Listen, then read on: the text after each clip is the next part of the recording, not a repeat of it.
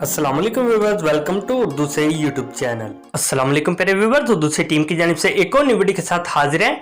और आज की इस वीडियो में हम आपको बताने वाले हैं मनहाज नेम के मीनिंग और इसकी तफसीलात। मनहाज के इंग्लिश में स्पेलिंग बनते हैं MINHAJ। जिन्स लड़का है, ज़बान है अरबी और इसका मतलब है मुस्लिम। मिनहाज के मायनी है रास्ता, खुला हुआ। मनहाज नाम का शुमार लड़कों के नामों में होता है। मनहाज नाम की इब्तदाई तारीख अरबी ज़बान से निकलती है। मनहाज नाम के अफराद के लिए खुशकिस्मत नंबर 9 माना जाता है, जबकि खुशकिस्मत दिनों में अतवार और मंगल शामिल है। खुशकिस्मत धातों में हिस्सों के हिसाब से तांबा शामिल है। मनहाज नाम के अफराद के लिए मुआफिक रंगों में सुर्ख और हल्का सब्ज रंग शामिल है। मनहाज नाम के अफराद के लिए मुआफिक पत्थरों में पखराज शामिल है। मनहाज नाम में 6 हरूफ है, ये एक लफ्ज बनता है।